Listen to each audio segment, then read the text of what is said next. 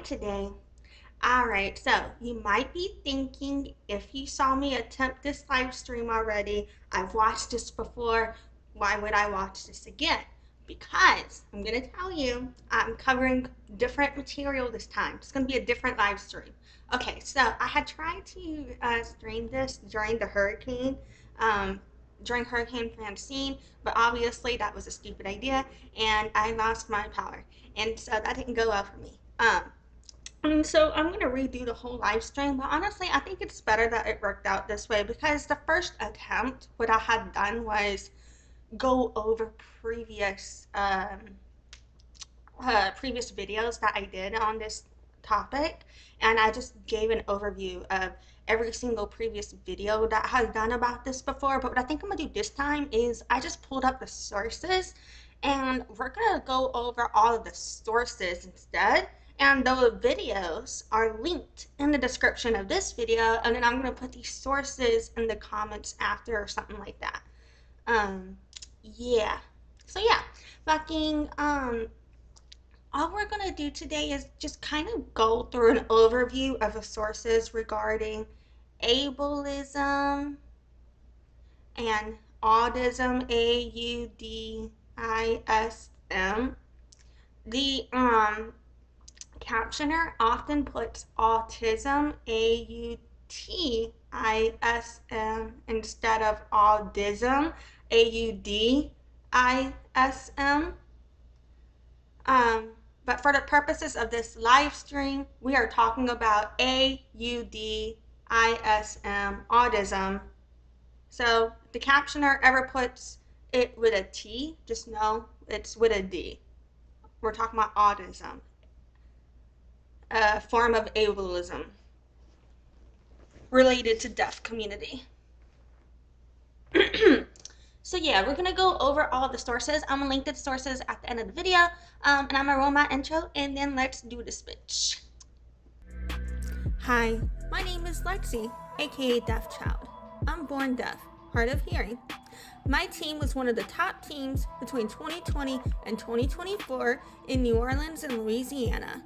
I began doing business as Deaf Child in 2013, marketing 2011, and sales 2009. I've earned 50 plus certifications in marketing and sales, and I have my Bachelor of Science from Loyola University, New Orleans, with a music industry studies major and a business administration minor. Visit my site at noladeafchild.com. So before I go over the sources, actually, I just wanted to speak a moment about, if I could summarize my little crash course on ableism here, in terms of just we're focusing particularly on language. So I want to reiterate, ableism can be behavior, it can be attitude, it can be thoughts, it can be language, the words we use in daily life. There are many facets to ableism. It's not just language. But for the purpose of decolonizing our vernacular regarding anti-deafness and just considering disability issues generally, we will be just speaking on deconstructing our language is what our focus is here. But that will tie a bit into overall themes of the behavior. But what you really need to know is, for me, if you don't have a condition or a lived experience, then you shouldn't be speaking over others with that experience. And so with hearing people, they shouldn't be speaking over deaf people on deafness, and no person with any person in the disability community, in my opinion, should speak over another person on disability related to that specific disability if they don't have it. There's one thing to speak on general disability issues, which each person can kind of have our own perspective on based on lived experience when we're disabled. But if you don't have a disability, you shouldn't be speaking over other people who do have that disability. Because just because you have a disability doesn't mean you know what that experience is like, is another thing to contend with. Also, any language that uses any disability or lived condition as a metaphor is typically rooted in discrimination under our colonial society, um, particularly when you are degrading based on other people's identity and medical conditions. That's always going to be ableism, so avoiding that is always going to be good. And also just, anytime someone with a condition is letting inform of you, just not speaking over them and just, you know, these are ways, in my opinion, in a nutshell, you can um, in a crash course kind of decolonize, work on your ableist language. And it's just also like because our language is built under colonialism, when we were raised into this language, it's kind of understandable when you don't know better, because we're all ignorant, we're all raised into cultural assimilation of colonialism, and so we're not raised to question our discrimination. It's just if you double down on your discrimination, or if you're fighting with someone who you're discriminating against, or you're trying to, you know what I mean, convince them to kind of get over it, or that it's fine you did what you did, things like that, those are always going to be problematic. And there's no way for me to succinctly summarize all of ableism in a nutshell, but that's kind of me roughly trying before I finished my coffee today. Yeah. All right, let's move into some sources, and hopefully this will do a better job of explaining it to anyone if you have any questions.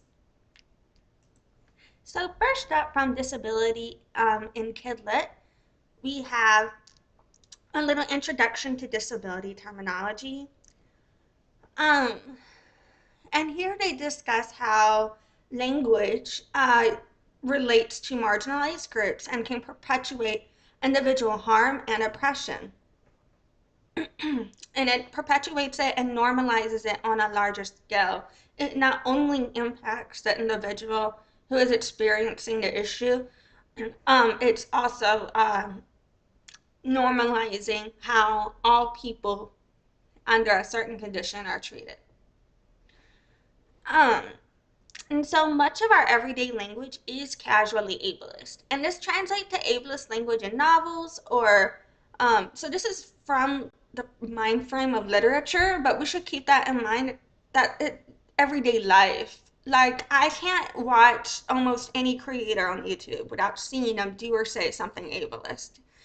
And it's like, there is just sometimes when you talk about deafness with a particular type of what I perceive as disgust or association with a certain level of, I don't know, it's really hard for me to see you differently when you talk about me this way, then I immediately kind of have to unfollow you, like I did with CC Suarez, like I did with Amy Robinson. I tried to give her a chance. I really did. I really tried to give her a chance, but processing that is why I couldn't even give CC Suarez a chance because of how much that fucked me up. Anyway, fucking maybe I'll be able to give her a chance in the future. It's just not now. Nah, I'm good. Um fucking, you know what I'm saying? Um and so I don't know. I just feel like we normalize ableism, right? And fucking, I totally understand, like, because with decolonizing, I say discriminatory shit all the time. I don't want to be harmful. I'm recently learning how much of, like, slang or, like, colloquial words that I've learned and used and still trying to stop using. And many of it, I think I'm sure I'm still saying a lot of stuff that's wrong that I'm even unaware of. Hopefully one day I'll learn. Um, but fucking, because how are you? Because it's like you can't possibly sit there and go research every fucking word you know before you say it on some levels right now, because time management, overthinking, too much, right? But on another level, it's like if someone tells you, and then you're like, oh, right? That I get. Like, and just not knowing and just saying shit because we're culturally assimilated into it. I do get it. I don't immediately go to judging someone for that. It's whenever they like gaslight me or they use deafness with a particular type of disgust that I have a hard time giving them the benefit of the doubt of, oh, they just didn't know better. Like, no, you told me how you really felt, in my opinion, when you spoke about my community the way you did, in my opinion, is how I go. You know what I mean? Um, yeah, and that line is different for everybody. It's different for me on a case by case basis. I feel it out. And, but that's the impact of discrimination, right?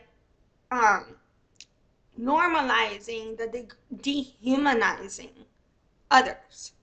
And whenever you say, well, feelings aren't fact, and you don't experience the discrimination and you're trying to deflect from the fact of you discriminating because someone experiences the feelings from you discriminating against them, in my opinion, it's able splaining and here splaining to negate the harm you cause.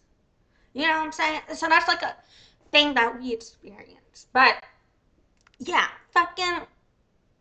So with disability terminology, how should we refer to disabled people? With a disability or disabled?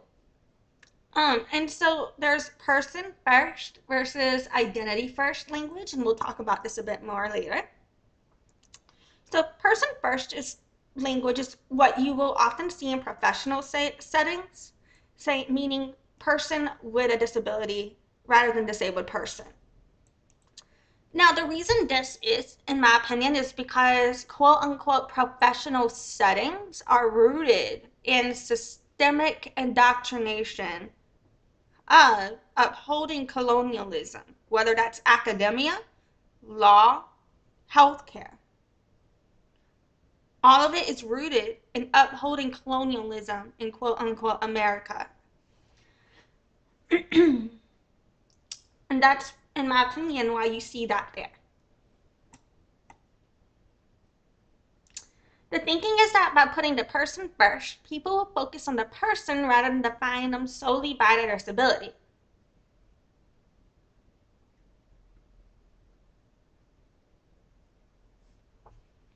Some people might identify with only one of the following and vehemently disagree with others, while others may identify with multiple reasons or even all of them. But here are reasons why people prefer not to use first language. Some people don't feel as though they can be separated from disability. Some people feel as though person first language indicates that the disability is something they should distance themselves from, that it's negative. Many people feel as though the very concept of disability as a broader society understands it doesn't exist. Many feel as though dancing around the topic further others' disability. And for some people, multiple disabilities, it depends on how they relate to the condition. So yeah. Um, and so this is like an individual thing too. So also individuals will have their own preferences on how they identify. Um, and again, that's because it's identity is impacted by social perception, but it's also about how you see yourself too, right? So you can't really change, you can't argue with someone about their own identity because trying to argue with someone to change how they see about themselves is fruitless, in my opinion. And it's just like not your place, in my opinion. There's certain cases where I think that it is okay. Like for example, if you have someone claim like identity fraud, right? So we have people claiming identities they don't have, then I get people questioning their identity, right?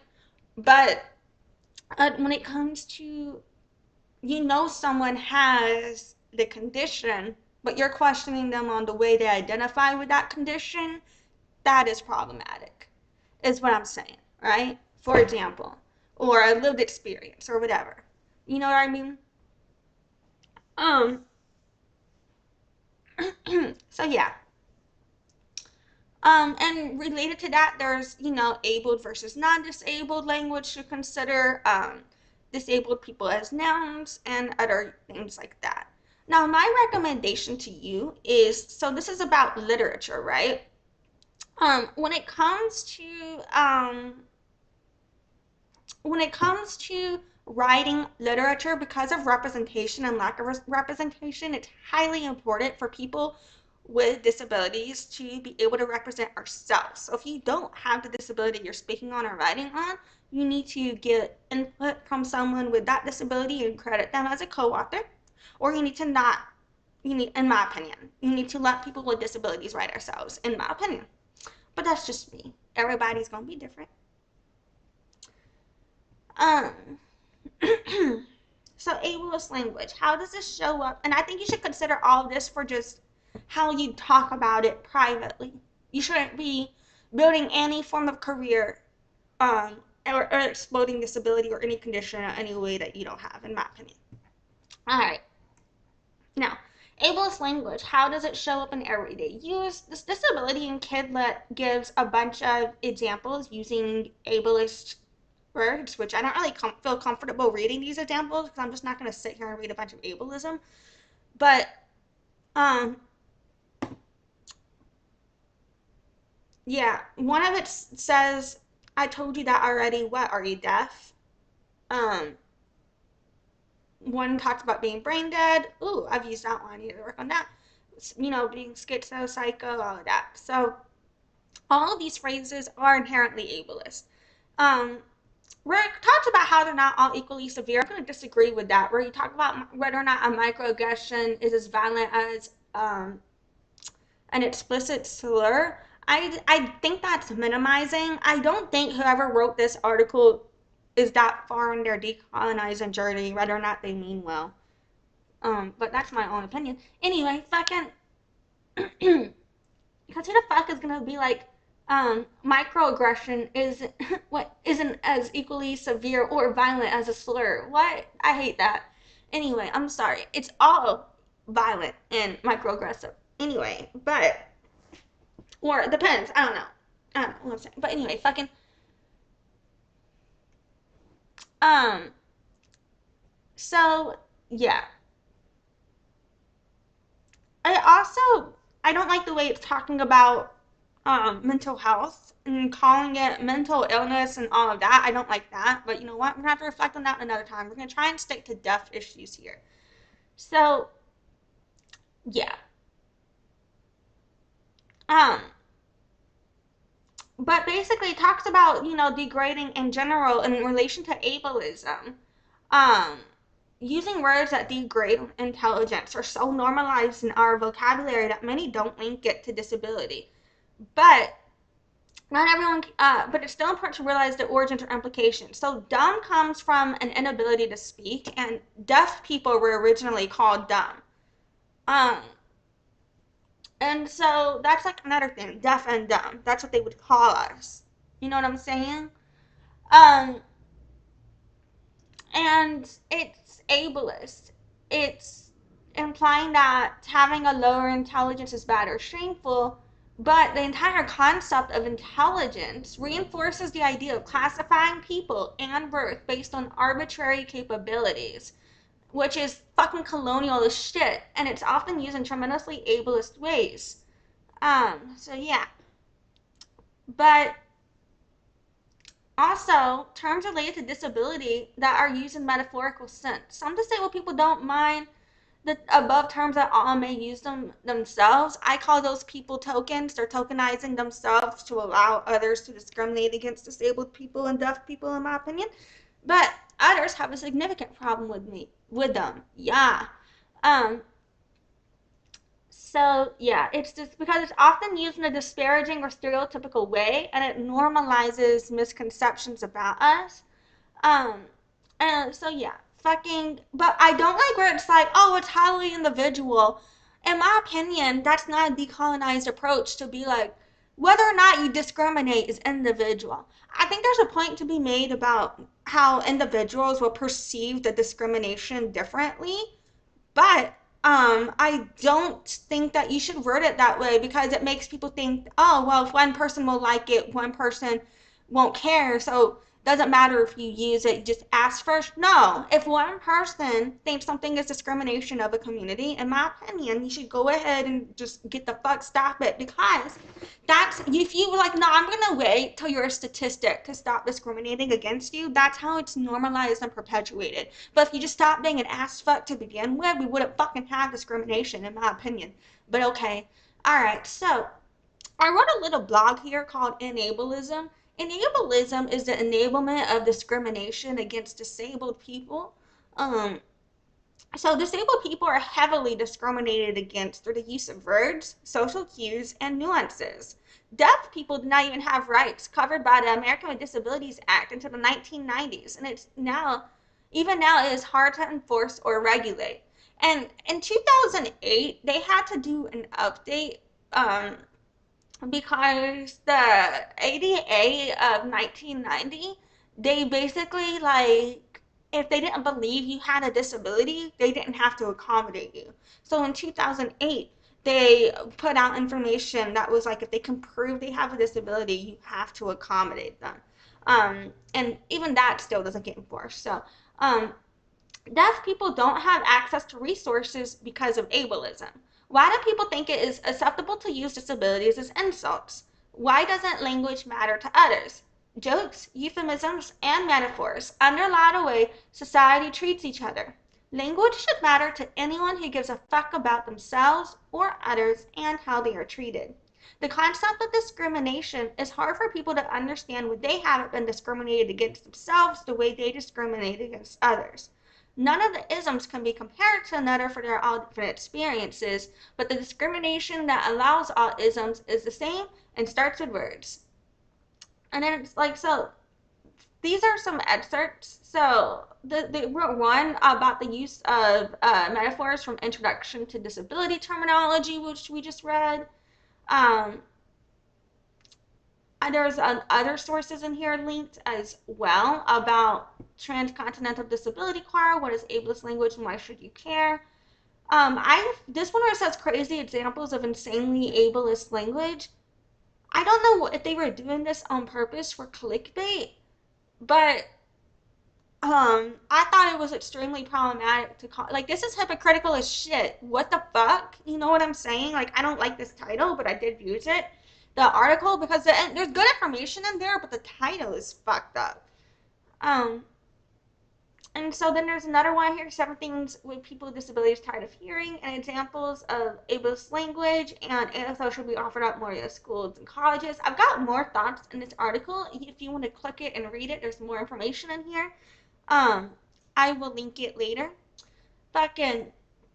So next up from the National Education Association, we've got a little blurb here about words matter, disability language etiquette. So, why is disability language etiquette important? Um, so word choices can either create inclusive or exclusionary environments, create or disrupt barriers to inclusion, uplift or demean differences, or sustain or disperse stereotypes about persons with disabilities. This is especially important in education, where all students need to be safe and respected in order to flourish academically and socially. That really lets you marinate even more in the harm that Alexander Graham Bell causes, in my opinion. But yeah, fucking so, federal laws theoretically protect the civil rights of people with disabilities. However, many non disabled people are uncomfortable using the preferred terms disabled or disability. These terms describe a part of a person's identity. Euphemisms like differently abled, challenged, and handy capable are often considered condescending. By shying away from mentioning disability, we are reinforcing the notion that being disabled or a person with disability is shameful. This also ties to inspiration porn, which I will hit on later.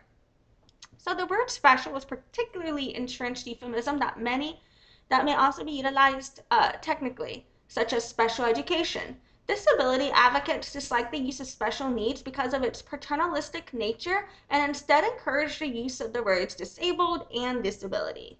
Right. It can be difficult to recognize language that is ableist and offensive. There are numerous expressions and words that are part of everyday language, and we don't think twice about using them, which actually reinforces negative stereotypes, dehumanizes, and stigmatizes individuals with disabilities. Such as, the examples are turn a blind eye, crazy, tone deaf. Those are very harmful to us. It is, I don't like where they put it is allies' responsibility. I hate the whole idea where we normalize, you can be an ally to a stranger. I find that itself to be tokenization and to be problematic. Like, if you don't know someone, claiming to be their ally is like claiming to be a friend. Like, you don't fucking know them. Only people can decide who is an ally or a friend to them. And you can, when people are like, I'm an ally, it gives them this entitlement to a community based on proximity to negate their own discrimination, in my opinion. I've never, ever, ever seen someone call themselves an ally who didn't discriminate against other people. So I don't like that. Um, and I know that we all discriminate because of colonialism. We all have to work on not discriminating. That's the point of trying to decolonize and do anti-discrimination. We're all fuck ups. You know what I mean? Not all of us. Some of us are actually like way better people. You're great. But um I mean, like, every person I know that calls himself an ally, when you correct them on discrimination, they double down so fucking hard. And I've never seen it different. I've never seen it different. Anyway, fucking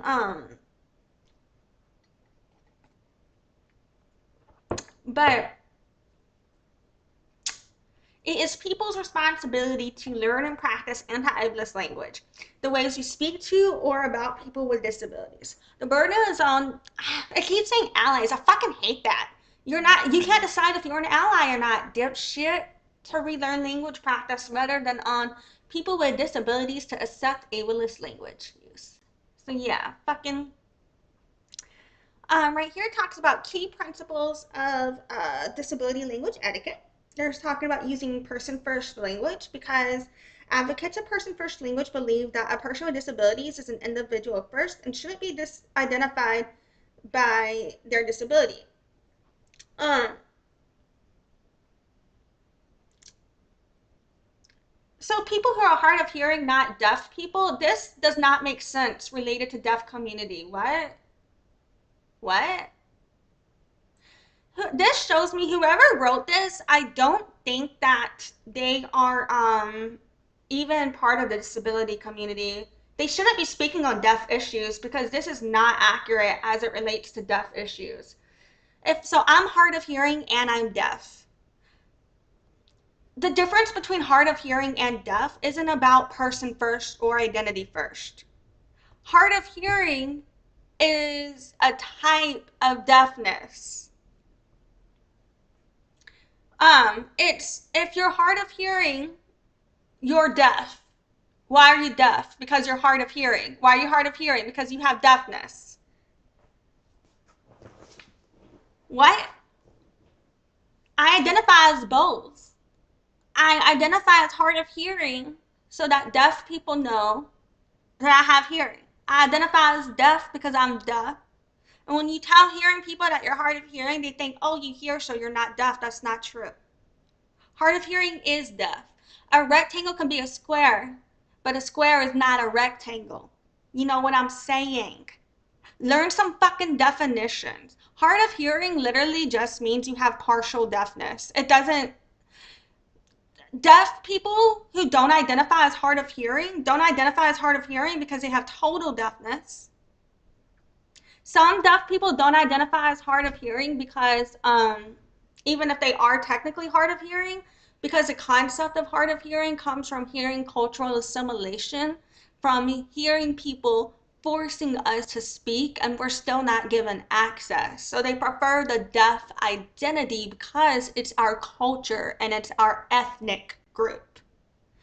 That's not about person first or identity first language. It's about being specific to what our deafness is. So this is highly inaccurate. And whoever wrote this should not be considered a valid authority on deafness, especially, or any disability issues, in my opinion. Um, and this is from National Education Association, and they don't even know the difference between deaf and hard of hearing. That's where I tell you that hearing people are so ignorant and it's ingrained into academia. This is it. Who the fuck wrote this? Anyway, um, many people with disabilities prefer identity first language, such as disabled person or autistic, which is a reclamation of disability identity and indicates disability pride. It is not always possible to know what an individual prefers. So it's preferable to begin with person first language and then adjust according to the individual's preferences. No, bitch. You don't just go up to people and start fucking saying, you go, no, no, no, no, no, no, no. What the fuck is that? It's like, you just go give them something and then ask if they like it. What? If you don't, that's like saying, if you don't know what someone wants to eat, you just go bring them random food and then you figure out whether or not they liked it later. They could have had a fucking allergy and you could have fucking killed them. What? What? What? I don't like this. Anyway, I'm gonna have to stop reading this one because I kind of think it sucks. I think some of it is relevant because for people who don't know shit about not discriminating, this will help you not be completely offensive, but it's still very problematic and still very offensive. So in some ways it will help you not be offensive, but in other ways it might make you offensive. So you shouldn't be going to decide for people what the term is. You should ask them if you don't know better. Um, so yeah, you can if you just one of the words just comes out of your mouth and that's just you were just speaking, that happens. Um, and then you check, no problem. That happens. That's normal human stuff. But I'm talking about what are you deciding you're gonna do in every single time? What? What? You know what I mean? The same with the food example. Sometimes it is human where you're just like, um, you don't know people, but you want to do something nice. So you're like, maybe I'll see if they like this food and you bring it to them. But there's no pressure on them eating it, right? I don't know if I'm making sense. I feel like I'm making no fucking sense. Oh, I got a fucking message. Just switch back. All right, I'm gonna try and get through this shit. I'm sorry. I feel like I've spent fucking 30 minutes and I've only gotten through like what, two sources? All right, all of this shit is linked in the description of this video. Who the fuck wrote this though? I don't like them. Um, someone. I might fucking contact these bitches and be like, yo, your article sucks ass. All right. So, there is a letter to the editor about ableism, beware language that devalues and limits. Um, it's linked in the description of this video. I'm not gonna read the whole thing, but let me pull it up in Microsoft Edge real quick because I just got this.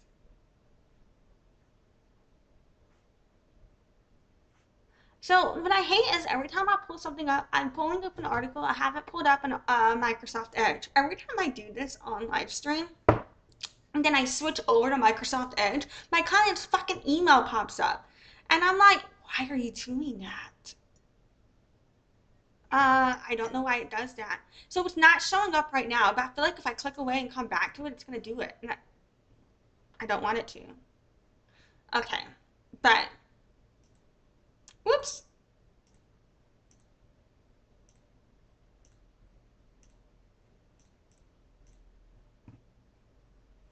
This isn't going well.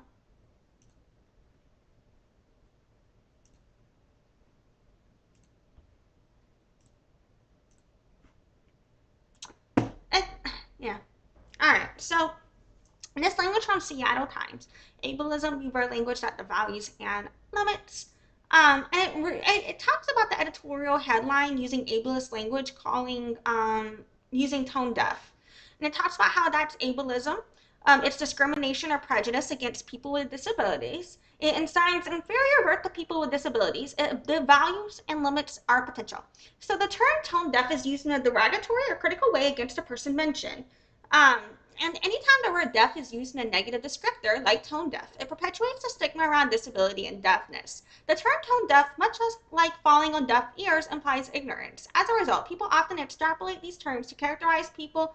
Okay, we don't have here, I don't like that they call it with hearing issues. Some deaf people, because particularly late deaf people, have a different identity with deafness, and so if they lost their hearing later in life, they may perceive that as a hearing issue or having hearing loss because they did lose their hearing.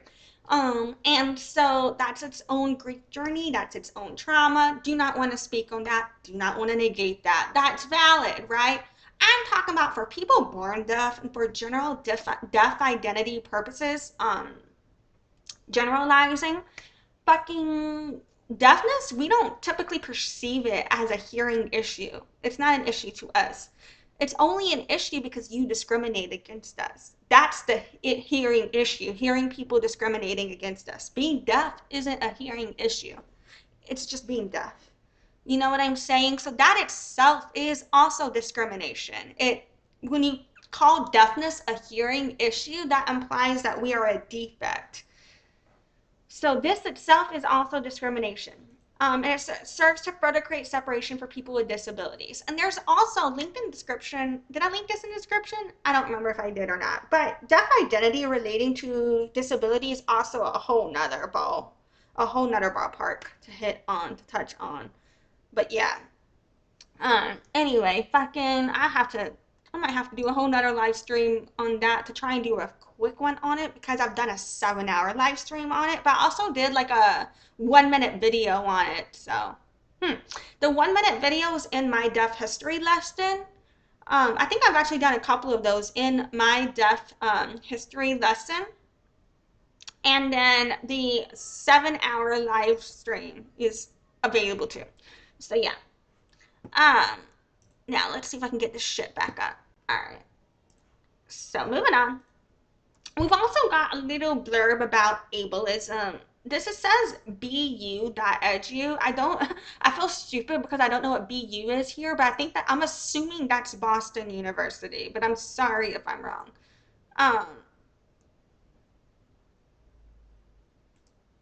Anyway, so this is from Rabia Belt. I don't think I'm saying that right. But yeah, so this ableism document is going to be linked later in the comments. Am I saying things are linked now? Because I'm so used to having things linked. I have videos linked in the description right now.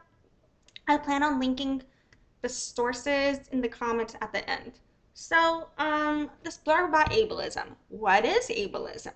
According to the dictionary, it is discrimination or prejudice against individuals with disabilities. Yet this definition confounds as much as it explains. I don't understand how it confounds anybody.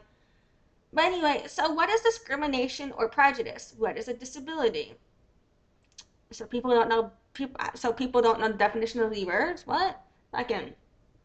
Scholars and activists who study and challenge ableism recognize that though disability, how it is defined and who is captured by a term varies in time and place, the only reason there's an argument about it is because of people without lived experiences trying to argue with people who have lived experience about experiences they don't have.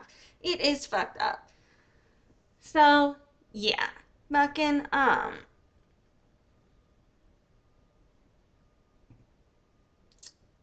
just realized my live stream is way buffering. Oh well, life is hard. Um,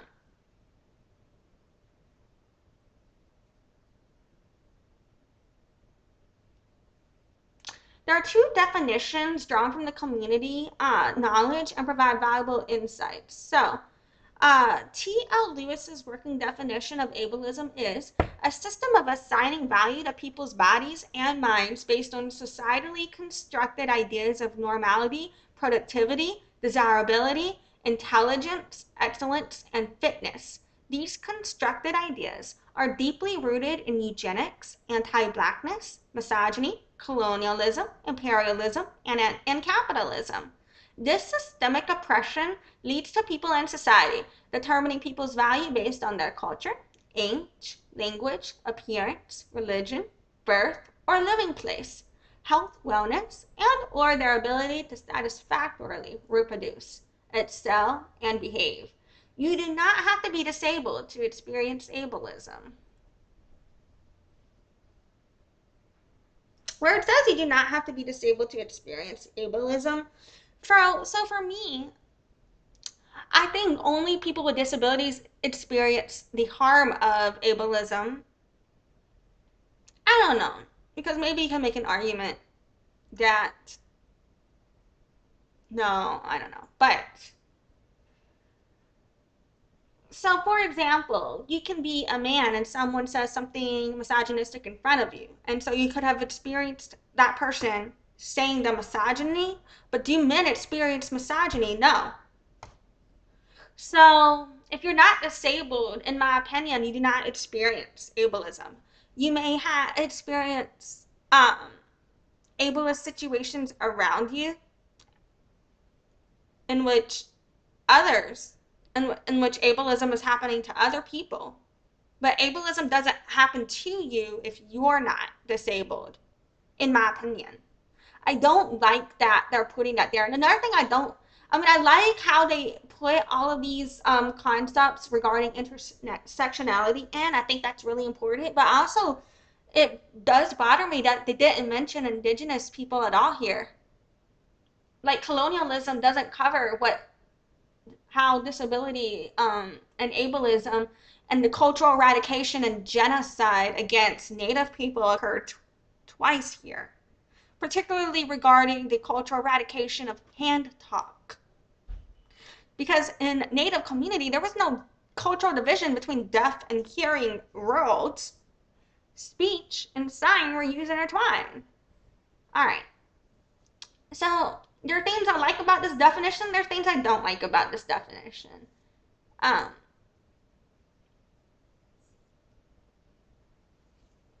Another person said, Sins Invalid said, we define disability broadly to include people with physical impairments. I don't like this either.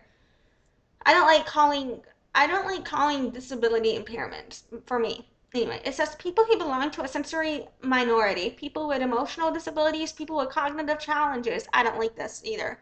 And those with chronic severe illness. We understand the experience of disability to occur within any and all walks of life, with deeply felt connections to all communities impacted by the medicalization of their bodies, including trans, gender variant, and intersex people, and others whose bodies do not conform to our culture's notions of normal or functional. So I like the bottom of this better than the beginning. Um, I have to process on this later. I just don't like it a way that they use words that focus on degrading based on being disabled. In my opinion. Fucking so yeah. So in my opinion, it's hard to move forward with being anti-discrimination when the anti-discrimination available to us is led by people perpetuating further discrimination, in my opinion. Um, but yeah, fucking so from dictionary.com, we got a little definition of autism. So autism is bias or discrimination against people who cannot hear or have difficulty hearing, or prejudice or hostility towards them. Autism from Merriam-Webster, a discrimination or prejudice against individuals who are deaf or hard of hearing. Hard of hearing people are also deaf, so I don't know why there's an or here because deaf and we are, but whatever. Fucking able-splaining. The act of a non-disabled person condescendingly explaining disability, especially with the presumption that the disabled lack relevant understanding or authority, or are not in a position to speak for themselves. From Wiktionary. From CB Linguistic Services, we have here a little blog. Did you say hearsplaining? Did you say hearsplaining? How to raise our awareness of our attitude towards deaf people. it's a good idea to take your magnifying glass out and turn it on yourself. So yeah, um, the term hearsplaining belongs to a new group of words. It occurs when a hearing pupil provides an explanation to a deaf person on a topic that the deaf person is more competent at or has more experience with. It is sometimes done condescendingly, too confidently and accurately, or simplistically. What form does it take? 1. Immediately assumes that the deaf person has not understood. 2. Doesn't trust the experience of a deaf person. 3. Minimizing deaf person's knowledge on the subject. 4. Believes that they are able to understand faster. 5. Claims to have sufficient knowledge to voice their opinion on matters specific to the deaf community. And so here they also have a little flow chart, and I'm going to be linking both of these for you. But this flow chart helps you to understand if you are hearsplaining or not. And before you ever comment on any deaf post, if you are deaf, then if you're not deaf, then you need to follow this flow chart. Before you comment on any of my posts, if you're not deaf, please follow this flow chart. Thank you. I'm going to start linking this everywhere. Follow the flow chart. All right, now I want to redirect you. I'm not going to do a full reading of this because I've done that, I think, in at least, I know in one, maybe two other videos or live streams of mine. But I have an article linked called People Who Hear But Don't Listen from Leonie Hawley. Leonie Hawley, she was 18 when she wrote this 3 years ago. So she's like, what, 21 now? But she lives in the UK. She's about a decade younger than me. And she's got like this whole different lived experience, you know. But she wrote about how there are crucial underlying factors that have fueled the dismissal of the deaf perspective on their own lives. She's also deaf, by the way. She's hard of hearing. She wears cochlear implant. So yeah. And so she talks about how deaf people were forced to use only speech and how we were punished. She talks about how sign language is banned worldwide. She talks about how people are blatantly ignorant towards deaf perspective, how we took away our rights, and the ramifications of what we've been experiencing ever since. And there's just so much more to it than that she has discussed here. But I highly, highly recommend that you check this out if you want to understand further as to how we got into a society where deaf people are not heard on deaf issues from hearing people. This is a perfect article for you to go read. I'll be linking it to you. So yeah. Fucking next up, from the National Institutions of Health, we have again more conversation on person first and destigmatizing language. So person first language is a way to emphasize the person and view the disorder, disease, condition, or disability as only one part of the whole person. So right here they used a deaf example as well, and I like this example more than the other one that I talked about earlier. In this example, they say, when possible, ask if a person or group uses identity first or person first language. Yes, that's what I'm saying. Ask. I love this advice more. This is gonna really help you, in my opinion, not cause harm. And the example they use about deafness is, instead of deaf versus hard of hearing because they know better, it's deaf students versus students who are deaf. We prefer deaf students because it's our identity, ethnicity, our cultural groups. You know what I'm saying? And it's less words as well. That's how I prefer. I don't get offended when you say someone who is deaf. I don't get offended that some people will. Um, Deaf community is not a monolith. Some people would get offended, but I don't, because for me, I'm like, well, you know what? You didn't use hearing impaired ghost star. But some people will get offended. I don't care on that one. We're all different. So because people will get offended though, I do recommend you default to either asking or default to identity first, in my opinion, for deaf people on this issue here. I can't speak for all disability community on all disabled issues on that one. I'm just speaking strictly on my opinion, deaf issues, how I would go about it as a deaf person myself. So yeah. And so this article is also linked in the description of this video. I guess I'll see what they say on deaf. They say on deaf, deaf and hard of hearing became the official terms recommended by the World Federation of the Deaf in 1991. Many people in the deaf community prefer to use, okay, this one they need to correct. So it is true that many people in the deaf community use lowercase d to refer to audiological status and capital D to refer to culture and the community of deaf people. But, but, this comes from the cultural division where hearing people are trying to assimilate deaf into hearing world. And so for that reason, there's a new push, such as, um,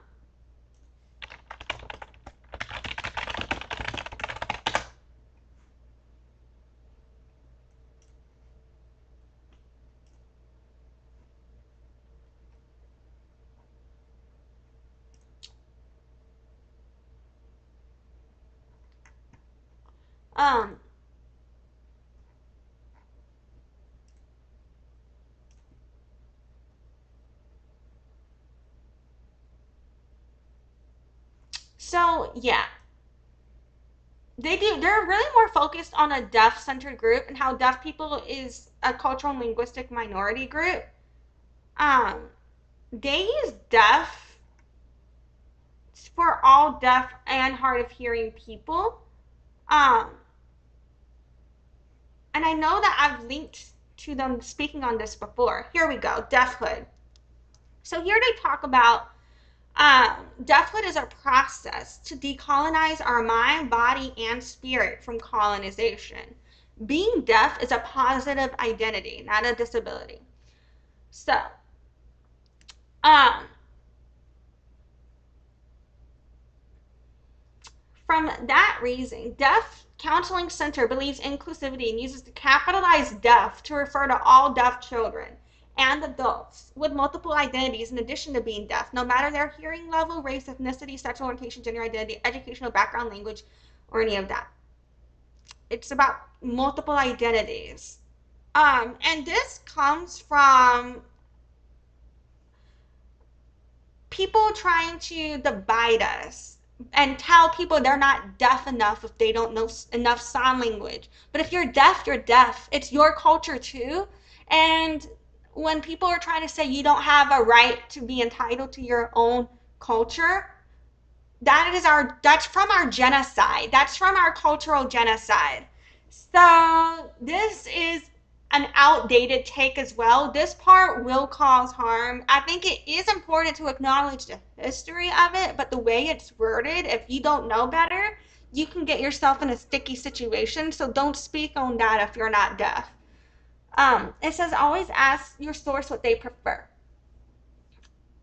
So the people that don't consider themselves to be part of deaf community, that's because most deaf people are culturally assimilated into hearing world and born to hearing parents who never learned sign language for them or provide them access, and they don't have a strong sense of deaf community or culture. But you know what I'm saying?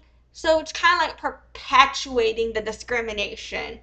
But yeah, fucking that's every deaf person is on our own deaf journey. So that's like its own thing. But yeah, moving on. So Brand Utah has a blurb here on people with disabilities. And it's also getting into the whole concept of people first versus identity first here. I feel like we've talked enough about it, but and this is another source here on it that I will be linking. And in here, they also talk about avoiding ableist language. And then talks about how ableism is discrimination or prejudice in favor of people without disabilities. Many phrases that were meant to denigrate people with disabilities in the past have become surprisingly common today. Using ableist language causes us to internalize biases about disability. And that is how it perpetuates the genocide against us. So be conscious of the language that you use and avoid using ableist language. So from Pratt Institute, I also have linked here ability. I'm going to be linking ability and disability recommended language regarding inclusive language, and it gives you commonly used phrases, the recommended language in terms of informing you about some of the recommendations from the time period this was written at as to why it was perceived as harmful, and then moving into suggested alternatives. Um, and so, what I really like about that is it just at least exposes you to different opinions, because whether or not I agree with their explanations in here, I do think it's important to be exposed to how other people perceive it. And so I'll just speak real quick on the deaf content here. So, where it talks about the deaf describes a person with profound or complete hearing loss. It's essential to understand that many people do not consider being deaf or having hearing loss as a disability. Instead, deafness is often considered a culture. Where I would disagree with them here is they limit the deaf identity to profound or complete hearing loss. Deaf identity doesn't mean you only have. I do have profound deafness in my left ear, but I also have moderate deafness in my right. Being deaf, you can have varying levels of deafness, and you're still deaf. It doesn't matter your deaf level. So you're when you go to the whole, if you don't have enough hearing loss, you're not deaf enough. That itself is ableism. Perceiving deafness as hearing loss is looking at us as less than. We don't have hearing loss. We have deaf gain. And so yeah, fucking deaf identity is each person's own. In my opinion, if you have any deafness, you're deaf. You can have mild, moderate, profound, you're deaf. Severe, you're deaf. So whenever people say you're not, if you have mild or moderate deafness, you're not deaf enough, that's whenever they're not giving you access. They're not acknowledging your accommodations, and they're degrading you, in my opinion. That's my experience. I hate that. So, in my opinion, even this source perpetuates discrimination right here. That's discrimination against deaf people in and of itself. Um, so yeah, where it says deaf and hard of hearing are the terms recommended by World Federation of Deaf and National Association of the Deaf. And then it again repeats the capital D, lowercase d thing. So that again shows you that they're not in touch with deaf community. They're outdated, and there's no deaf input on this. So I will again caution you to avoid um, people who don't care, who don't have representation, who don't have accurate or valid representation on the issues that they're speaking on. Like, they should have had deaf people write this, but they didn't. Instead, they're out here putting out more misinformation about us, more discrimination against us. That's even harder for us to go correct. When they talk about hard of hearing, they also say avoid using hearing impaired or partially to refer to deafness, unless people use those terms for themselves. So hearing impaired is definite slur. When you talk about partially deaf, I think there's a difference when you're talking about identity versus when you're talking about how much deafness does someone have. So there's no you're partially deaf, you know that. Well, so that kind of goes into like it reminds me of the blood quantum argument, because I'm part native, right? Part native. But some people, they're like, that's blood quantum, you're just native. But then some people are like, well, if you just claim native identity and you don't acknowledge your white privilege, then you're being racist because you're fucking white, bitch. And so, you know what I mean? So with deaf identity, it's weird too, because I don't really perceive. So some people, they'll be like, you don't. If you call them partially deaf, they're just like, what the fuck you mean? Part of me is deaf. All of me is deaf. I don't have a partial deaf experience. I have a total deaf experience. Whether or not whether or not you agree with the level of my deafness, like, um, but then, in my opinion, when you're discussing how much am I able to hear, and I tell you it's because I'm partially deaf, so this is what I hear, this is what I don't. I don't see anything wrong with that. That's not discrimination.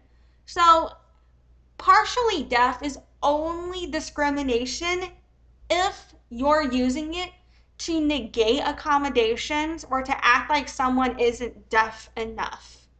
If someone is explaining to you how deaf they are for the purpose of communicating, that's different. And so there's a lot of nuances that this does not have here.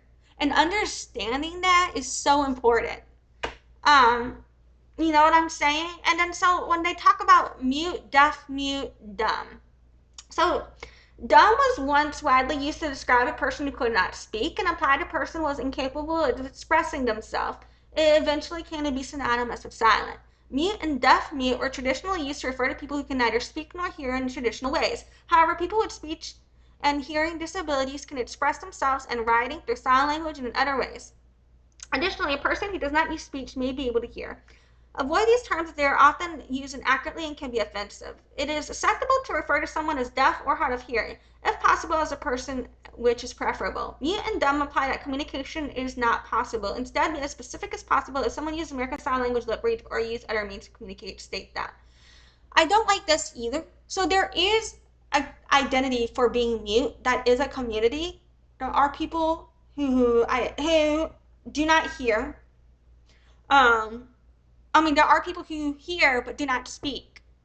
And some call themselves nonverbal and some call themselves mute. It's ableist to call a deaf person mute if they're not mute because many deaf people can speak. But fucking and so it's mute to generalize all deaf as it's discrimination to generalize all deaf as mute because of that negates who we are and creates a stereotypical representation about us. However, there being mute itself is a disability and there's nothing wrong with that. That itself is not discrimination. So whoever wrote this for Pratt Institute libraries, what the fuck? Are you not in touch with disability community? What the shit is this? You know what I'm saying? There are still mute people. You can refer to a mute person as mute if that's, how they identify. Some say nonverbal, some say mute. But again, you should never, ever be writing on any lived experience you don't have or trying to represent an experience you don't have. You know what I'm saying? So it shouldn't ever be, I don't know. So anyway, fucking moving on from Northwestern Edu, we have a little blurb on disability language. And it talks about how within the disability community, people with the same disability often hold intersecting views of their disabilities as well as identities. And these can be shaped by regional, environmental, and generational differences, resulting in different perspectives and preferences related to disability. And so all of these factors reinforce common guidance throughout this guide. Let's see. So it's got best practices with disability languages. It says, one, do your research. It says to be aware of ADA protections. It says mention and ask the source. It says do not mention the person's disability without the consent of the individual and only reference the disability when it's relevant to the story. When a person's disability is relevant to the story, ask the source which identifiers they use. This is good advice. Consider that many stories about people with disabilities are told from the perspective of someone that is not disabled. Whenever possible, include the disabled person's individual perspective and voice. Okay, here's where it should say always, not whenever possible, always. And if you can't, don't fucking write it. It's not your fucking place. And then it talks about person first and identity first language choices.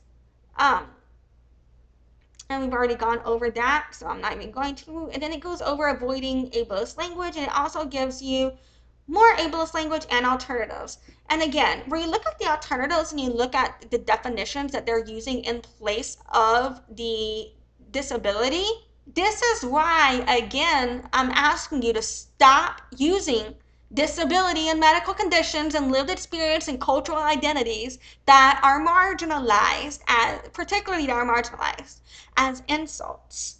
Because you're trying to associate us with being not in tune or oblivious. What the fuck?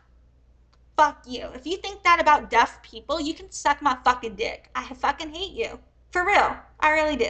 And there's no, oh, you can't fight hate with hate. I'm so tired of having to live a life of being constantly discriminated against. And when I say I fucking hate people who discriminate against me and keep fucking doing it, people are all like, oh, she's so angry and bitter. Fuck you, bitches. Suck my dick. Anyway, um, so from the University of Minnesota, we have how to identify and avoid a ableist exclusive language. And of course, it goes here about how ableism is the discrimination or prejudice against individuals with disabilities. Um, and so, yeah, fucking, I don't know. I don't think I agree with this because it's all about it's about writing about people with disabilities. But if you're not saying don't write about people with disabilities unless you're speaking on your own lived experience or you're just simply reporting on world news, I kind of disagree. You know what I mean? Like, I don't know. I don't know. But even then, still, I feel like we should let people with that represent that, right? Yeah. So, anyway, if you want to write about disabilities, you should be hiring someone with that disability to do it for you. And if you can't, if you're trying to profit off of disability, but you don't want to give someone else with a disability the opportunity to uh, profit and you're trying to exploit that, then ask yourself what's wrong with you because that's fucked up. Fucked up. Fucked up. That's just weaponizing income disparity. Anyway, so from self-defined that act, we have I have a lot of people argue with me about is their use of tone deaf discrimination or not? It definitely is. So it's referring to a medical condition. It's using that as a literary metaphor for insensitive or negligent. It connotates negligence with a medical disorder, with deafness and tone deafness, and it implies that actions we can control, bad choices, are the same as actions that cannot necessarily be controlled, deafness. It reinforces the discriminatory idea that disability is bad. Impact. Using the word tone deaf reinforces the idea that deaf and or non-speaking, non-verbal people are somehow less than and that disability is bad.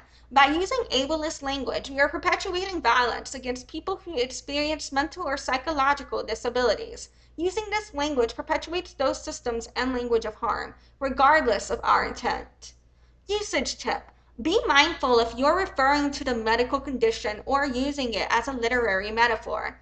If the latter, substitute by being more specific. Typically, we can find an alternative definition by taking time to reflect on what emotion we're really feeling. And so whenever you see these alt words and you see the definition and you see we really feel this way, but you're using deaf people to say you really feel badly drawn, in poor taste, insensitive, negligent, not thought through, unaware, poorly conceived. And so then when I say stop using deafness in that way because that's not who we are, and you say, well, we don't see you that way, then why are you using my identity to mean this, bitches? Fuck you. Stop it. You suck ass. Thank you. All right.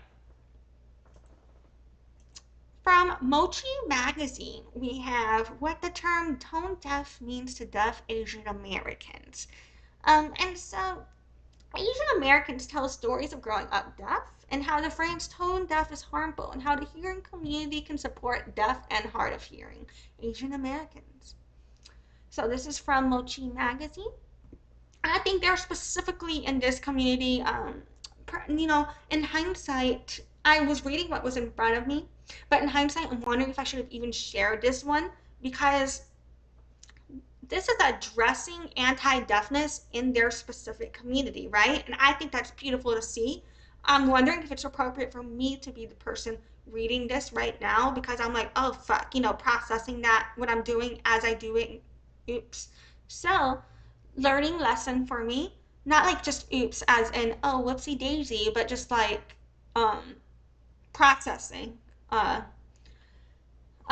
like I feel that was not appropriate for me to possibly be doing. But I do want to say I think I'm going to be linking this anyway because I think it's important to when you see how other communities advocate for themselves within their own community, I think that we can apply that because of intersectionality to considering anti-discrimination and decolonizing within ourselves and our own communities and how we can advocate in other communities. So yeah, we'll be linking it, but I'm not going to speak on it because I don't think that would be appropriate. So from medium.com, we have this other blog here saying, please stop calling people tone deaf when they make offensive or insensitive comments. And it says, I'm actually tone deaf, and I promise you, I'm neither offensive nor insensitive. So please just stop. And this is from Clem Sampson from November 7, 2020. And it says, I'm sorry to break it to you, but you're ableist. If you've ever used the idiom tone deaf to describe something deaf, then you insulted an entire group of people. I didn't choose. So yeah, you know what? And just you have to create an account to read the full story, but it's linked. I highly recommend you go check this one out because, and it's so just the headline itself makes the point that I wanted to. You know what I'm saying? The impact, right? And so from National Association of the Deaf, they from their community and culture frequently asked questions, they talk about hearing impaired. And so I just want to talk a bit.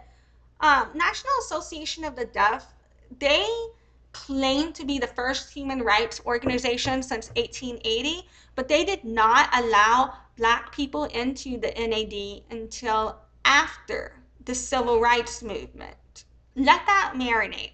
Um, I use them as a resource. They are a resource because they have a lot of documentation on deaf issues that is just not otherwise accessible. However, I judge the shit out of them because they are problematic as fuck. And they have been known to build their existence off of cultural assimilation. In some ways, they uphold deaf culture, in other ways, they culturally assimilate into white supremacy. And in that regard, the hearing assimilation that can come with it as a token, in my opinion. And one of the ways they do that is by saying that hearing impaired was well intentioned, when in my opinion it was not. When you look at the history of how it came about, we were begging them to stop saying deaf and dumb, and they were like, fine, you're hearing impaired. And now the only way we have legal rights is from them calling us impaired in the law. And it's just a way to normalize us being broken, is how they perceive us. So yeah, it's considered a slur in deaf community. It's not used or accepted by many deaf people. And the ones that do use it are very hearing cultural assimilated, in my opinion, and typically don't have a strong sense of deaf community, deaf identity, or deaf culture. So yeah, fucking, and they usually don't know sign language. I've never met someone, a deaf person that knows sign language, call themselves impaired. Never. Um, so yeah. Anyway. Fucking from the ADA, whatever the fuck TA.org stands for. What the fuck does this stand for? Oops.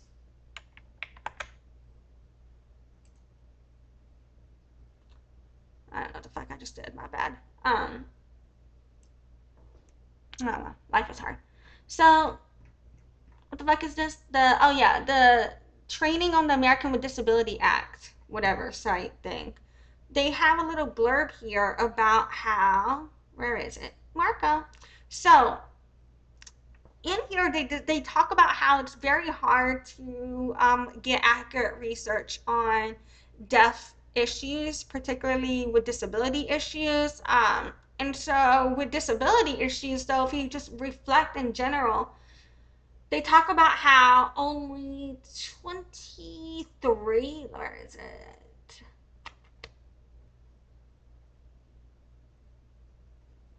Okay.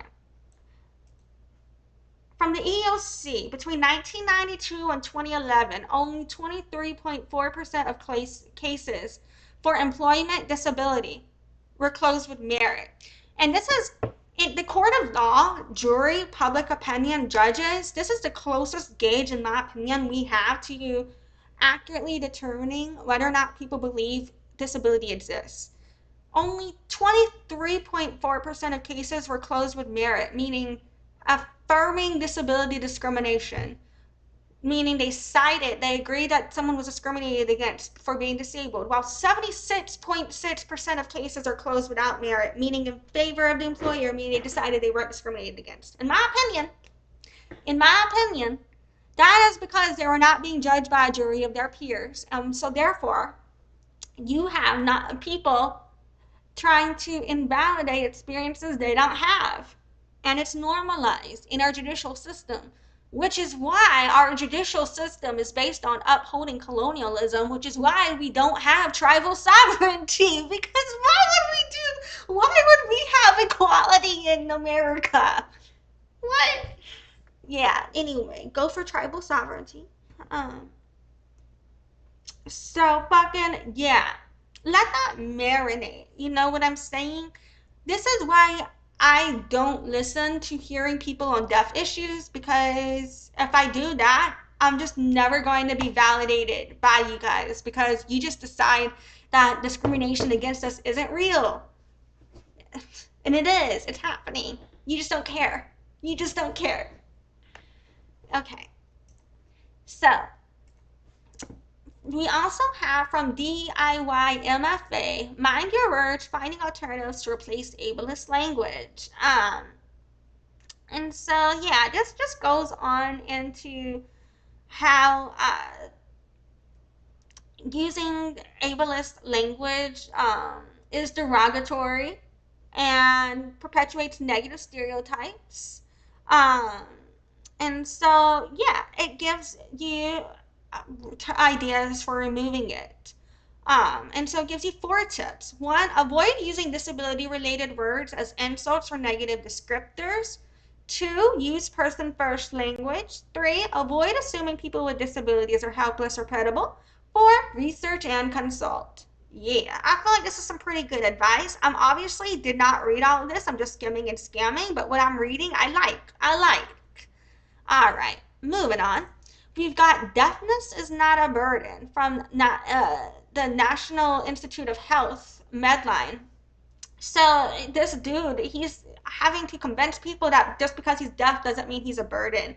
And I'm linking this because he shares, I'm not going to go through this full article because then we'd be here even longer, but he basically shares how he works to promote deaf inclusivity. But part of what he's having to, and this is me summarizing my own words, but part of what he's having to advocate against for is instilling the concept that just because he's deaf or just because, doesn't mean that he's less than. And the reason being is because of how people talk about us. You know what I'm saying? And how they talk to us. So, yeah. So, also, we talked a bit about what inspiration porn, I mentioned it earlier, but I want to fully hammer that down real quick. So from letsdefeatbullying.com, we have an article here called What is Inspiration Porn and Why is it Harmful? And so the whole thing here is inspiration porn is typically memes, but it can be stories, articles, anything. It's any device, or media or platform that shows disabled people doing something as instances to inspire non-disabled people. And the people, I don't even think they always mean well. The messages are harmful because it's a form of ableism. Um, fucking, and the reason that we use porn is because of the objectified benefit for others. And inspiration porn is nothing but a genre of media depictions where disabled people with disabilities, are either portrayed as inspirational or objects of pity. And so, yeah, I highly recommend you check this out. It's harmful because it doesn't include us. It the whole audience is aimed at people who are not us. And it is you tokenizing us and our identity to make yourselves feel better. You know what I'm saying? So yeah, fucking I also have I'm going to be linking this article on sign language sensies scamming the deaf community. I should probably do a live stream just on this. I did do a quick video on it. I'm pretty sure it's linked in the description of the video. But the whole purpose of this one is, so these are hearing people. They took one sign language class together, and then they started a band and started copywriting music under the name sign language. And this is extremely disrespectful to deaf community. I let them know how harmful it was, and in my opinion, they gaslit the shit out of me. And I wrote a blog about it, and I put screenshots of our conversation in here, and I outlined just how harmful this was, from the history of our cultural eradication, from the legalities and the construct of how the fuck are hearing people going to have more legal protections for themselves using sign language to weaponize their own legal protection to protect themselves while taking away our right and access to sign language under the law. Fuck that. You got me fucked up. These bitches got me fucked up. But anyway, so we linking this. Check this out. It's a really good example of ableism, in my opinion. And this kind of lets you know how it perpetuates in reality through language. Next up, we've got the tokenization of relationships, where, those people tried to tokenize the fact that they knew some sign to discriminate against deaf people, right? And so you can tokenize relationship to our culture or to us as individuals to discriminate against us. I see it all the time. Hearing interpreters often try to do both. And so this article talks about the tokenization of relationships and how trying to use your proximity to a community you're not a part of to discriminate against us is harmful, and why it's not okay. So yeah, and how it's reducing someone to an object and using a relationship as proof of something when you can't prove shit from that, right? Because you still don't have a lived experience. So your proximity to something doesn't mean you understand it, right? So yeah. The definition of tokenism from Cambridge.org is something that that a person or organization does that seems to support or help a group of people who are treated unfairly in society, such as giving a member of that group an important or public position, but which is not meant to make changes that would help that group in a lasting way. It's also doing something to show that you're following rules or doing what's expected to seem fair, but not because you really believe it was the right thing to do. So from Handspeak, we have an article that we'll be linking on Alexander Graham Bell, an artist against deaf people. So, and here's why he is an artist, Audist. So that's someone who discriminates against deaf people, right? And he is someone who wrote, and we did live readings of his books, right? So he is someone who he's heavily involved in the eugenics movement. In 1921, he was given the title of honorary president of the Second International Congress of Eugenics. Um, and so he was someone who made a proposal. He was just trying for legislation to forbid intermarriage by deaf people because he was afraid of the growing deaf race. And so he also then, and that was in his memoir upon the formation of the deaf variety of the human race. And then he gave a speech to deaf people trying to convince deaf people not to have kids, called Marriage, an Address to the Deaf. And so that's why he is a huge example of ableism and autism that you can learn more about if you want to understand how this impacts us in real life and why the words matter, and what it normalizes and perpetuates. So next up, there's also a report from Interpersonal Violence Exposure and Violence Myth Acceptance in the Ohio deaf community. And this one right here, it just talks about how the deaf community is 2 to 3 times more likely to experience physical violence, sexual violence, bullying, and crime than non-deaf, non-disabled peers. And keep in mind that discrimination against us is violence against us, right? So keep that in mind. Let that marinate. All right, and so we also have a blurb on genocide and deafness. And I would, this is just like a quick summary on it. Um, but it's basically, it's just about understanding the overall summary of how we are going under a cultural genocide. And we've gone under a physical and cultural genocide, but the cultural genocide is particularly still ongoing mainstream today. And so yeah. And the reason being is because they were trying to put marriage bans on us, force sterilization, create laws to make it so it's harder for us to work. So we're underemployed. Um, Whenever the sign language ban happened, they were firing deaf people. There's like all of these things that like I can't even summarize succinctly, contributing to our genocide. And part of that is perpetuated through language against us, right? Particularly when it comes to our cultural genocide. So that's why this is so important. We're still experiencing this shit, whether or not you believe it. Um, and studies show about 76% of you don't give a fuck. Anyway, so from popsugar.com, we also have 12 common words and phrases you may not realize are ableist. If you're trying to decolonize your language, make sure you're not using ableist terms. This is an article. You can go check this out and just make sure and check if you are using these concepts.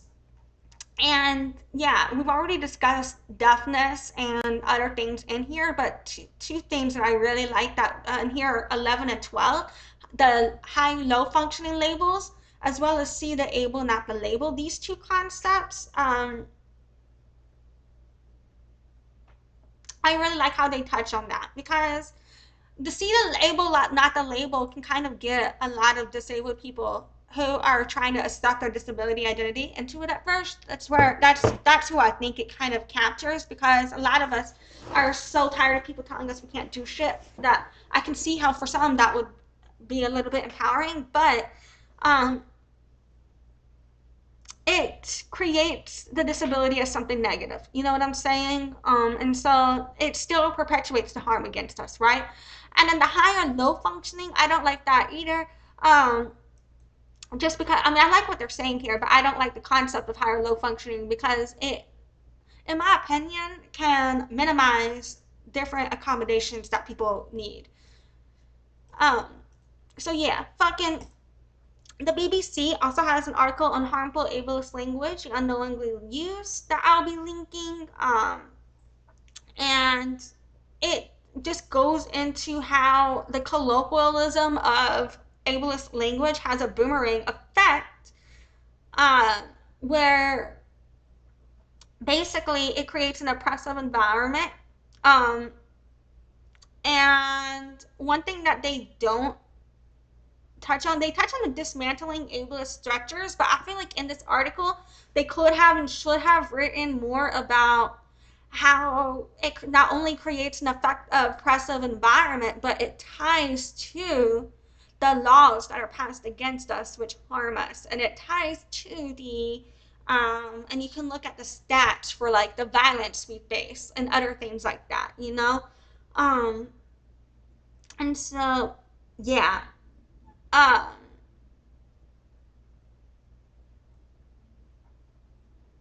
we'll just keep going.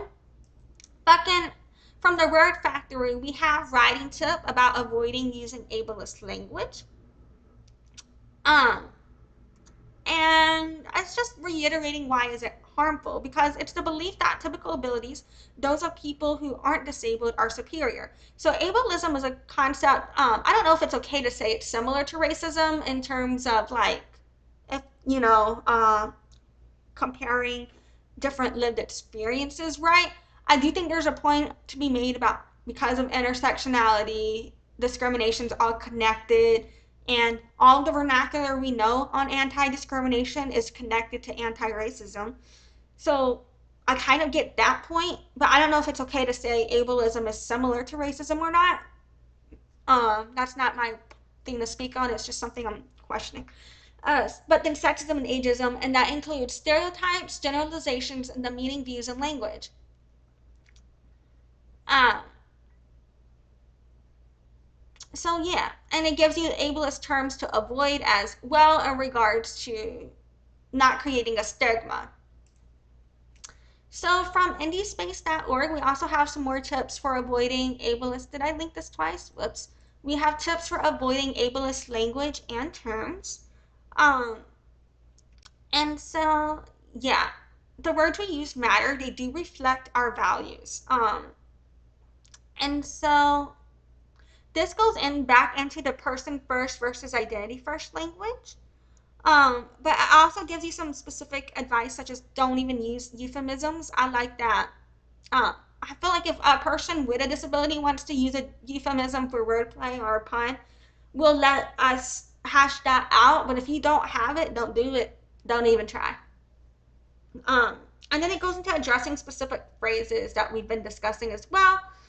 Um, And so, yeah, and when it comes to addressing complaints about being quote unquote politically correct, it says when discussing the need to update and refine language choices or cultural practices, some individuals complain about having to make adjustments. While we see fewer of these complaints in the indie theater community, some may express frustration and complain that steps to reduce the use of ableist terms are overly politically correct. Avoiding these types of words and phrases is showing people respect. The words we use and what they mean are constantly evolving. It's one of the beautiful aspects of language. Just as people have stopped using certain words that have been racist, homophobic, or sexist, we have the opportunity to stop using words that stigmatize and dehumanize people. I think I like that. I need to process it more, but I think that's a good thing. And so then I just want to reflect on a few sources about how this is white supremacy and upholding colonialism. So, the ideology of white supremacy pervades culture in subtle yet pernicious ways. This is from Psychology Today. And the key point of this article is that white supremacist ideology permeates many cultures through subtle biases built into society's institutions, such as ableism, in my opinion. It says from childhood, biases and stereotypes unconsciously shape thinking and can accumulate into racism or other forms of discrimination, in my opinion. And it says microaggressions and other forms of racist behaviors can have cumulative harmful effects. And we've already discussed how, in my opinion, it all comes from colonialism and white supremacy. It's all connected. There wouldn't be ableism in quote unquote America, in my opinion, without white supremacy. And then it says dismantling racist hierarchies rooted in white supremacy will require radical structural societal change. Yes, and I think the key to working on all anti-discrimination comes from dismantling white supremacy, which is why we really need to talk about tribal sovereignty and giving the fucking land back. Um, Next, we've got from Academic Works, the state of white supremacy in America. It is time to stand together.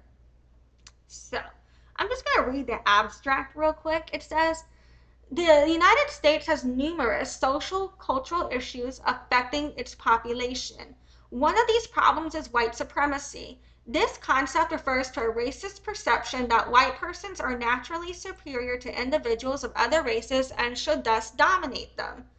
While white supremacy in previous centuries galvanized a lot of support among white people, the concept is now regarded vicious by white, African American, Latino, as well as other races. Um, the modern American society is structured under cultural sensitiveness, racial equality, and religious tolerance. I would disagree with that. I would agree that these are good, like it's that it would be nice to be culturally sensitive, have racial equality and religious tolerance, but I do not agree that the modern society is structured under this. I believe people are still trying to fight for it. It's met with heavy pushback. There is a point to be made how there are advocates for these concepts, but to say that the American society is structured under these concepts, in my opinion, completely negates all the shit that is still happening. And you can't say that we have racial equality when we live in a land where native people don't have tribal sovereignty over the lands, and where we live in a country where only about what 30% of the population is black, but black people outnumber white people in prison by over 2 to 1. What? The United States has, I think, what is it, 5% of the world's population and 25% of the world's prisoners? So, how the fuck are we going to say that we're structured under cultural sensitiveness, racial equality, and religious tolerance? Yeah, right. It says, unlike the years of slavery or Reconstruction, all citizens in the United States are afforded equal rights irrespective of their cultural identities. That's not true. Native people don't have equal rights. Black people don't have equal rights. Disabled and deaf people don't have equal rights. So this shows me this person literally either they're very ignorant to history or they're trying intentionally to whitewash it. They're either don't know shit about what they're speaking on or they know what they're speaking on, they just don't care about human rights issues, in my opinion.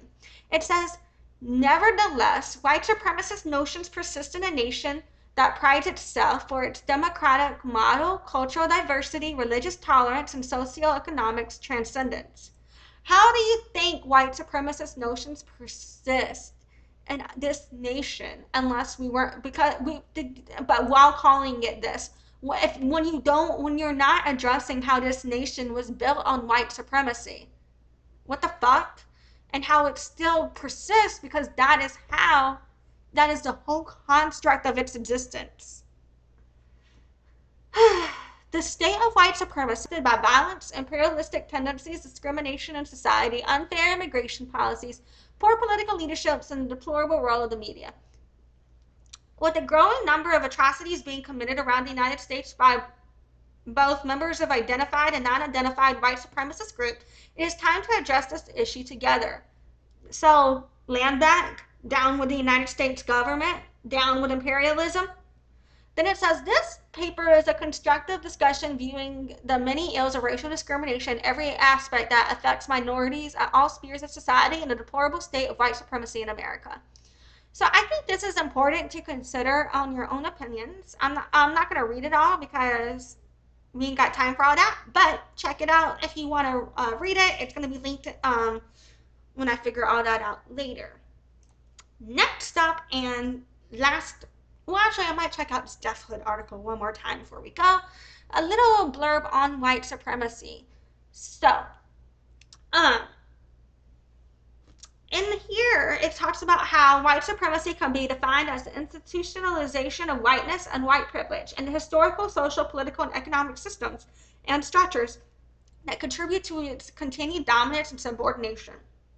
I believe that ableism is a historical, social, political, and economic system and structure used to contribute to the continued dominance and subordination under this concept of white supremacy, in my opinion.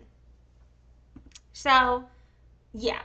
And here it says, by white supremacy, I do not mean to allude only to self-conscious racism of white supremacist hate groups. I refer instead to a political, economic, and cultural system in which whites overwhelmingly control power and material resources. Conscious and unconscious ideas of white superiority and entitlement are widespread, and relations of white dominance and non-white subordination are daily reenacted across a broad array of institutions and social settings. And then it also says, in critiquing the logics of white supremacy, we consider the following: dominance of liberal individualism, permanence of racism, a historical decontextualized and changing definitions, as well as whiteness as normal and natural. And I think when you reflect on all of this and you think about the definitions of ableism and autism and everything we've been AUDISM is what I said. Everything we've been reflecting on, in my opinion, it kind of shows how ableism is a facet of white supremacy perpetuated through white supremacy because of assimilation and indoctrination into white supremacist norms, in my opinion. And so just to wrap up, this Deaf Hood counseling link, I'm also going to link it as well because for deaf people, we see deathhood as a way to decolonize. You know what I'm saying? And so that's another reason it can get super harmful whenever people who aren't deaf try to speak on deaf issues, it's because like people are out here putting misrepresenting us. They don't even know the difference between deaf and hard of hearing, and now you got people out. This is part of why I have people trying to tell me I'm not deaf, because of, you know what I'm saying, because of bitches trying to speak over me. So yeah, fucking they can suck my fucking dick though.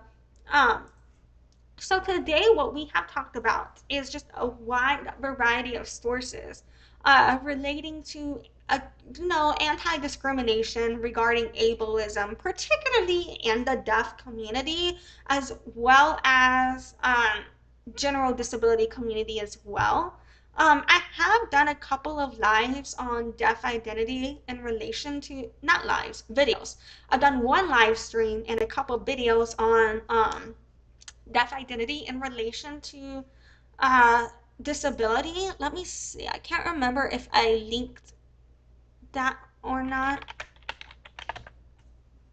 Let me check.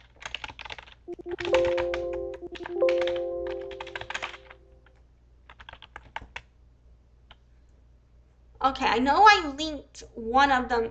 The My Deaf History lesson. Did I link the My Deaf History lesson in here? I know I linked the live stream in there.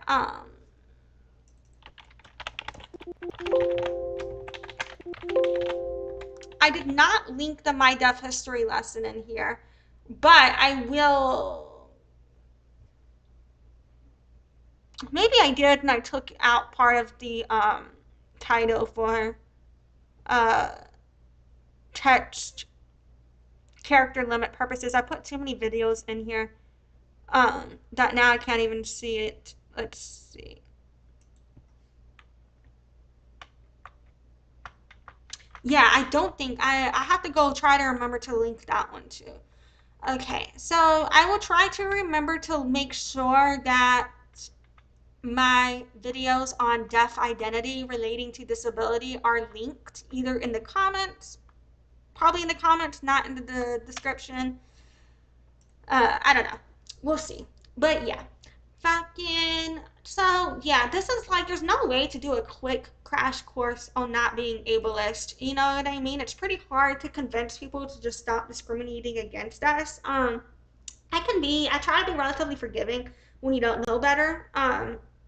Sometimes when specific things are said though, it's just like there's just like either there's absolutely no coming back from that, or I just need a lot of space before I address you again because ugh, you know.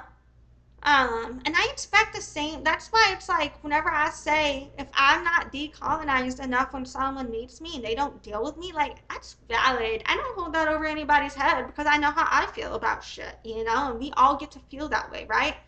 Why isn't my captioner working? Anyway, fucking my captioner is not working. Ugh, fuck that thing. Anyway, I don't know what the fuck it says decomp. What the fuck was that? I don't know why it says that. Anyway, so we're going to end this bitch because my crash course on ableist language is leading to me crashing. But I hope that this helps you in your journey with anti-discrimination and just considering ways you can be more deaf friendly. And I appreciate you. Thank you for your time today. I hope you have a great day. And yeah, bye. Thanks for watching. Join the loyalty program at noladeafchild.com/loyalty and check in during live streams to get points for rewards.